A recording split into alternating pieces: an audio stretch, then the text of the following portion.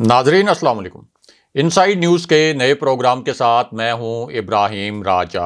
और आज हम बात करेंगे कि मुस्लिम लीग नून के कारिंदों की जानिब से एक जनरल पर वार की कहानी क्या है। मरियम नवाज की तरफ से बराह रास्त नून लीग के कारिंदों को क्या हदायत जारी की गईं। Army chief general Qamar Javed Bajwa को एक टेलीफोन कॉल का मामला क्या है। वज़ीर-ए-आज़म इमरान खान को किस नोयत की इंटेलिजेंस रिपोर्ट मिली और इस रिपोर्ट पर प्राइम मिनिस्टर को क्या एक्शन लेना पड़ा। हमारे जिन दोस्तों ने अब तक हमारे चैनल को सब्सक्राइब नहीं किया उनसे हम कहेंगे कि हमारे चैनल को सब्सक्राइब कर लें ताकि उन्हें अहम मालूमात बर वक्त मिलती रहें। अब वापस आते हैं आज के मौजू पर, यानी नून लीग के कारिंदों की जानिब से एक जनरल पर वार की कहानी क्या है और वज़ीर-ए-आज़म इमरान खान को किस किस्म का एक्शन लेना पड़ा। सबसे पहले आपको army chief general Qamar Javed Bajwa को की गई एक कॉल की दिलचस्प कहानी सुनाते हैं जिसका इस पूरे इशू से एक गहरा ताल्लुक है। तो मामला यह है कि एक हाई प्रोफाइल मीटिंग हुई। ये एक फौजी ब्रीफिंग थी, बहुत हसास नोयत का इजलास था और इस इजलास के दो हिस्से थे। इस ब्रीफिंग के दो हिस्से थे।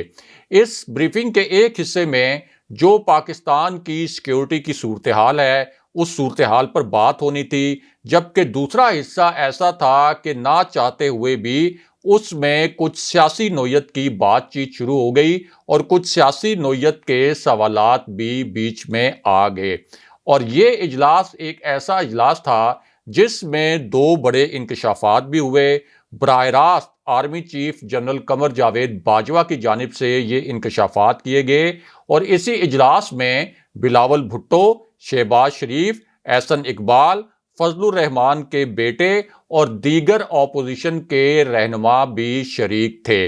अब इस इजलास में जहां बुलाया तो इन रहनुमाओं को इसलिए गया था कि इनको पाकिस्तान का जो एक सिक्योरिटी एनवायरनमेंट है उसके ऊपर ब्रीफ किया जाए, लेकिन इसी इजलास में एहसन इकबाल ने अचानक 2018 के इलेक्शन में मुबैना धांधली का मामला भी उठा दिया और ये तासुर दिया जनरल बाजवा के सामने ही कि 2018 का जो इलेक्शन था उसमें धांधली हुई और इनडायरेक्टली उस धांधली में फौज मुलव्विस थी। अब army chief general Qamar Javed Bajwa ने उनका ये जो सवाल था या ये जो कमेंट था इसको बड़े तहम्मुल से सुना। एहसन इकबाल को अपनी बात पूरी करने दी और उसके बाद जनरल बाजवा ने ये जवाब दिया कि आप जो लोग यहाँ पर बैठे हुए हैं, यानी बिलावल भुट्टो वहाँ बैठे थे, शहबाज शरीफ बैठे थे, एहसन इकबाल बैठे थे, फजलुर रहमान के बेटे बैठे थे, दीगर जो पार्लिमानी लीडर्स हैं वो भी बैठे हुए थे। तो जनरल बाजवा ने कहा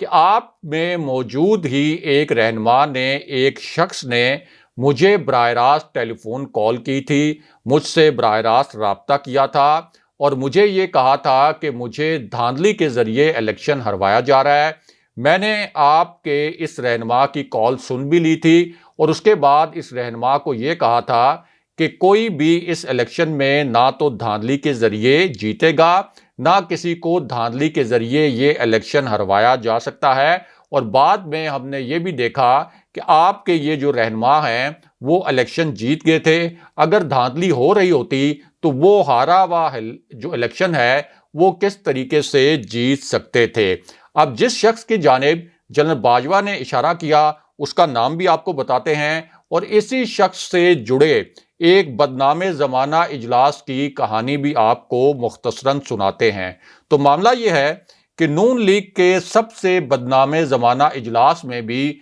इसी शख्स का हाथ था। ये एक ऐसा इजलास था जिसमें नून लीग की पूरी क़यादत शरीक थी। नून लीग के जो मरकज़ी लीडर्स हैं उनको इस इजलास में खुसूसी शिरकत की दावत दी गई थी और इससे पहले एक बहुत पुरअसरार नोयत की एक्टिविटी भी हुई थी। अब मुस्लिम लीग नून की पूरी क़यादत को ये कहा गया कि आप सब आएँ और मियां नवाज शरीफ ने आपके साथ एक बहुत ही अहम नोयत के मामले पर डिस्कशन करनी है और कुछ डायरेक्टिव्स भी देने हैं। अब खुर्रम दस्तगीर, मरियम औरंगजेब, ख्वाजा आसिफ, शहबाज शरीफ और 3-4 जो मुस्लिम लीग नून के और लीडर हैं یہ سب پہنچے میاں نواز شریف کے پاس لندن میں، جہاں اسحاق ڈار بھی موجود تھے۔ اب اس اجلاس میں یہ فیصلہ کیا گیا کہ آج جو بھی ڈائریکٹیوز دیں گے میاں نواز شریف، ان ڈائریکٹیوز کے متعلق کوئی بھی بات باہر نہیں جائے گی، اور اسحاق ڈار نے پہلے سے فکس میچ کے تحت، یعنی پہلے سے جو میاں نواز شریف نے ان کو ڈائریکٹیوز دیے ہوئے تھے، پہلے سے جو ہدایات دی ہوئی تھیں، ان ہدایات کے تحت اچانک یہ کہہ دیا کہ آج کے اجلاس میں قرآن پاک سامنے رکھا جائے گا۔ پھر مسلم لیگ نون کی پوری قیادت جو یہاں پر شریک ہے، وہ قرآن پاک پر ہاتھ رکھ کر حلف دے گی کہ آج ہم یہاں پر جو ڈسکشن کریں گے، اس کے بعد جو میاں نواز شریف فیصلہ کریں گے اور میاں نواز شریف جو فیصلہ سنائیں گے، اس فیصلے کے متعلق مسلم لیگ نون کا کوئی بھی رہنما باہر جا کر یہ نہیں بتائے گا کہ یہ فیصلہ میاں نواز شریف نے براہ راست کیا ہے، بلکہ یہ کہا جائے گا کہ یہ پارٹی کا فیصلہ ہے اور پارٹی کے رہنماؤں نے مل کر یہ فیصلہ کیا ہے۔ اب یہ بات سن کر اسحاق ڈار کی جانب سے مسلم لیگ نون کے وہاں جو رہنما موجود تھے، وہ بڑے حیران بھی رہ گئے کہ آخر آج ایسا کیا فیصلہ ہونے والا ہے جس کے متعلق ہم سے حلف لیے جا رہے ہیں اور ہم سے یہ کہا جا رہا ہے کہ آج میاں نواز شریف کی ہدایات کے متعلق باہر کسی کو نہیں بتانا۔ خرم دستگیر نے وہاں چند سوالات کرنے کی بھی کوشش کی، لیکن ان کو سنب کیا گیا، ان کو آپ کہہ سکتے ہیں کہ خاموش کروا دیا گیا، اور یہ کہا گیا کہ آپ کے یہ جو سوالات ہیں ان کے جوابات پھر کسی وقت دیے جائیں گے، ابھی آپ خاموش ہو جائیں اور میاں نواز شریف کی ہدایات سنیں۔ اس کے بعد میاں نواز شریف نے اپنی جیب سے ایک پرچی نکالی، اس پر ایک فیصلہ لکھا ہوا تھا، اور میاں نواز شریف نے وہ فیصلہ پڑھنا شروع کر دیا، اور فیصلہ انہوں نے یہ سنایا کہ مسلم لیگ نون army chief general Qamar Javed Bajwa کی ایکسٹینشن کی پارلیمنٹ کے اندر حمایت کرے گی۔ یہ خود میاں نواز شریف نے اپنے نام نہاد ووٹ کو عزت دو کے بیانیے سے یو ٹرن لیتے ہوئے اتنا بڑا فیصلہ سنایا، اور بعد میں پتہ یہ چلا کہ اصل میں خواجہ آصف نے میاں نواز شریف کو ایک جھوٹی یقین دہانی قرار رکھی تھی، اور وہ جھوٹی یقین دہانی یہ تھی اور وہ جھوٹا لارا یہ تھا کہ اگر army chief general Qamar Javed Bajwa کی ایکسٹینشن کی آپ حمایت کر دیں پارلیمنٹ کے اندر، اور نون لیگ اس ایکسٹینشن کی حمایت میں ووٹ ڈال دے، تو پھر آپ کو یعنی میاں نواز شریف کو اور مریم نواز کو ریلیف ملے گا۔ لیکن اصل ایشو یہ تھا کہ خواجہ آصف کے اپنے اوپر اس وقت مقدمات کھل چکے تھے، وہ اپنے لیے ریلیف لینا چاہتے تھے، اس لیے جھوٹے لارے لگائے انہوں نے میاں نواز شریف کو، اور میاں نواز شریف نے بھی اس وقت ان کو جو بیانیہ سوٹ کرتا تھا، اپنے پرانے بیانیے کو دفن کرتے ہوئے اس سے یو ٹرن لیتے ہوئے جنرل باجوہ کی ایکسٹینشن کی حمایت کر دی، اور جنرل باجوہ کو الیکشن والے دن فون کرنے والے جو رہنما تھے وہ بھی خواجہ آصف ہی تھے، جن کے متعلق خود جنرل باجوہ نے خواجہ آصف کی موجودگی میں، شہباز شریف کی موجودگی میں بتایا کہ خواجہ آصف نے مجھے الیکشن کے دن فون کیا تھا اور مجھے کہا تھا کہ مجھے دھاندلی کے ذریعے ہروایا جا رہا ہے، اور میں نے یہ یقین دہانی کروائی تھی کہ کوئی بھی دھاندلی کے ذریعے نہیں ہارے گا، اور الٹیمیٹلی آپ دیکھ لیں اگر دھاندلی ہوئی ہوتی تو خواجہ آصف اس وقت قومی اسمبلی کے رکن نہ ہوتے، اور اس وقت خواجہ آصف کو بہت شرمندگی کا سامنا بھی کرنا پڑا تھا شہباز شریف کے سامنے اور احسن اقبال کے سامنے، کیونکہ انہوں نے اس ٹیلی فون کال کی کہانی پہلے شہباز شریف یا احسن اقبال اور میاں نواز شریف سے شیئر نہیں کی ہوئی تھی۔ بہرحال اب بات کرتے ہیں کہ یہی جو خواجہ آصف ہیں، انہوں نے اب کیا ایک بہت بڑا دعویٰ کیا ہے، کیا ایک حیران کن قسم کا سٹیٹمنٹ دیا ہے۔ خواجہ آصف اب یہ کہتے ہیں کہ الیکشن اگلے چند ماہ میں ہونے والا ہے، میرے پاس اندر کی معلومات ہیں، اور انہوں نے یہ تاثر دیا کہ جیسے شہباز شریف کے ساتھ اسٹیبلشمنٹ کی کوئی ڈیل ہو رہی ہے، شہباز شریف میرے دوست ہیں، اور مجھ سے شہباز شریف نے اس مبینہ ڈیل کے متعلق کوئی معلومات وغیرہ بھی شیئر کی ہیں۔ حالانکہ جو فوج کے قریبی حلقے ہیں ان سے ہماری بھی بات ہوئی ہے، اور اس سے پہلے D G I S P R کیمروں کے سامنے یہ بات کلیئر کر چکے ہیں کہ کسی بھی قسم کی شریف خاندان کے ساتھ ڈیل نہیں ہو رہی، اور یہ جو معلومات اس طریقے سے افواہوں کی صورت میں پھیلائی جا رہی ہیں، ان کا مقصد صرف یہ ہے کہ فوج اور سول قیادت میں غلط فہمیاں پیدا کی جائیں تاکہ دونوں جانب بدگمانیاں پیدا ہوں اور اس طریقے سے دونوں سائیڈز یعنی سول قیادت اور عسکری قیادت کے درمیان حقیقی اختلافات پیدا ہو جائیں۔ بہرحال اب بات کرتے ہیں کہ مریم نواز کے کارندوں کی جانب سے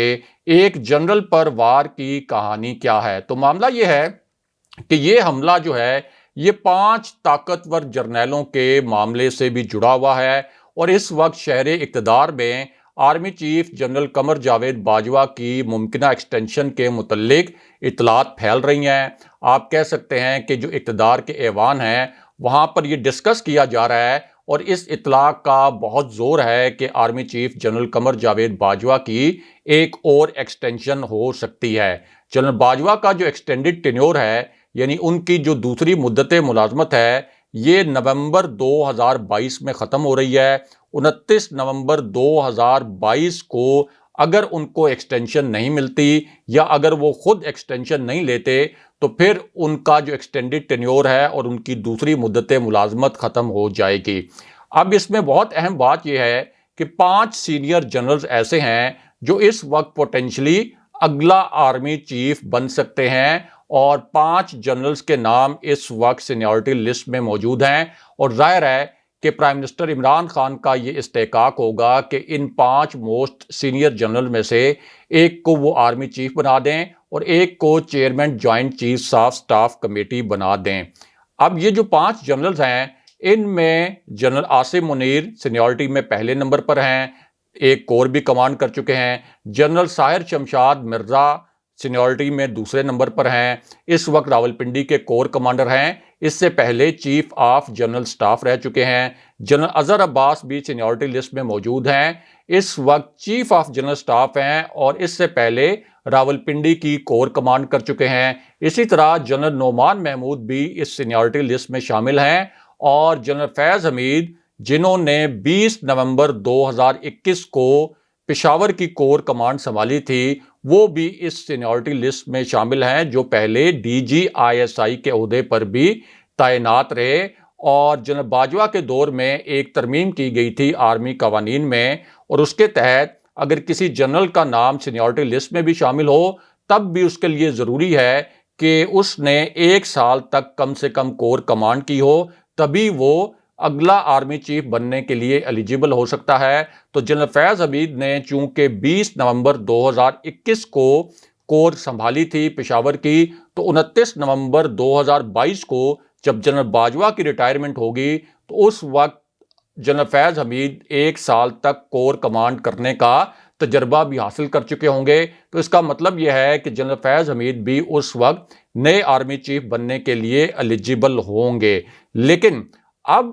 مریم نواز کے جو کارندے ہیں انہوں نے ایک بڑا ہی گھناؤنا قسم کا کھیل کھیلا ہے اور انہوں نے تحریک عدم اعتماد میں اپنی شکست کو دیکھ کر اور تحریک عدم اعتماد میں جب ان کے پاس نمبر نہیں پورے ہو رہے اور سینٹ میں جو ان کی عددی اکثریت کے باوجود حال ہی میں ان کو 2 مرتبہ شکست ہوئی، تو انہوں نے ایک جنرل کو سنگل آؤٹ کر کے اس پر ایک نیا تازہ ترین اور گھناؤنا قسم کا وار کیا ہے اور نون لیگ کے جو ترجمان ہیں ان کی جانب سے ایک باضابطہ بیان بھی جاری کیا گیا ہے۔ اس بیان کے 3 خوفناک اور جو حیران کن نکات ہیں وہ مختصراً آپ کے سامنے رکھتے ہیں۔ ایک تو اس بیان میں یہ کہا گیا کہ تحریک عدم اعتماد ہر سیاسی جماعت کا آئینی اور قانونی حق ہے، لیکن پشاور سے ایک شخص کے ذریعے ارکان کو دباؤ میں لانے کی کوشش کی جا رہی ہے، یعنی جنرل فیض حمید کی جانب براہ راست اشارہ کیا گیا۔ پشاور کی وہ کور کمانڈ کر رہے ہیں لاسٹ ایئر 20 نومبر سے، اب وہ D G I S I بھی نہیں ہے جس طریقے سے پہلے ان پر الزامات لگائے جاتے تھے کہ آئی ایس آئی کی وجہ سے قومی اسمبلی میں تحریک انصاف ہر معاملے پر جیت جاتی ہے، حالانکہ تحریک انصاف کی عددی اکثریت ہے قومی اسمبلی میں۔ لیکن اب یہ بیان جاری کیا گیا ہے باضابطہ طور پر کہ پشاور سے ایک شخص کے ذریعے ارکان کو دباؤ میں لانے کی کوشش کی جا رہی ہے۔ اس کے بعد یہ کہا گیا کہ اپوزیشن اور پی ڈی ایم مناسب وقت پر مشاورت سے تحریک عدم اعتماد لائیں گے۔ اور تیسرا نقطہ اسی بیان کا یہ تھا کہ ارکان پارلیمنٹ کو جو دباؤ میں لانے کی کوشش کی جا رہی ہے، اس سے سیاست میں ایک ادارے کو گھسیٹا جا رہا ہے۔ یعنی فوج کی جانب اشارہ کیا گیا کہ فوج کو سیاست میں گھسیٹا جا رہا ہے۔ جنرل فیض حمید پر الزام لگاتے ہوئے یہ کہا گیا اور ساتھ یہ منشن کیا گیا کہ اس قسم کا جو فعل ہے اس سے فوج کی ساکھ متاثر ہوگی۔ یعنی پشاور کے کور کمانڈر سابق ڈی جی ISI جنرل فیض حمید پر مریم نواز کے ترجمانوں کی جانب سے براہ راست یہ سنگین الزام لگایا گیا کہ ان کی جانب سے اس وقت تحریک عدم اعتماد کو ناکام بنانے کے لیے جو اپوزیشن کے ارکان پارلیمنٹ ہیں ان کو کالز کی جا رہی ہیں، ان کو میسیجز کیے جا رہے ہیں اور ان کو دھمکایا جا رہا ہے۔ حالانکہ سوال ہی نہیں پیدا ہوتا کہ وہ تو پشاور کے کور کمانڈر ہیں، ان کا سیاست سے کس قسم کا کوئی تعلق ہو سکتا ہے۔ لیکن یہ جو جنرل فیض حمید کو نشانہ بنانے کی کوشش کی گئی، اس کی دو بڑی خاص وجوہات ہیں، اور اس کی دو خاص وجوہات اس لیے ہیں کہ نون لیگ کے ترجمانوں کے اسی بیان میں یہ بھی منشن کر دیا گیا کہ اگر آپ باز نہ آئے تو ہم ان صاحب کا نام لینے پر مجبور ہو جائیں گے۔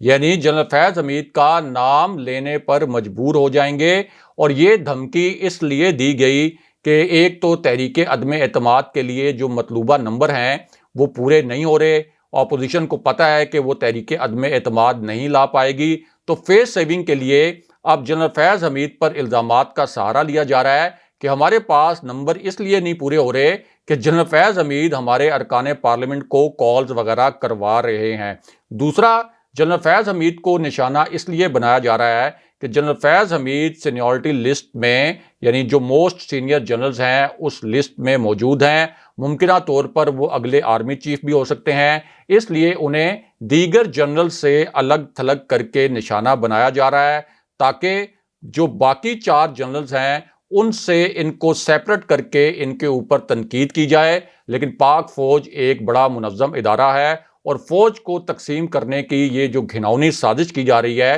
یہ کبھی بھی کامیاب نہیں ہو سکے گی۔ اگلے پروگرام تک کے لیے خدا حافظ۔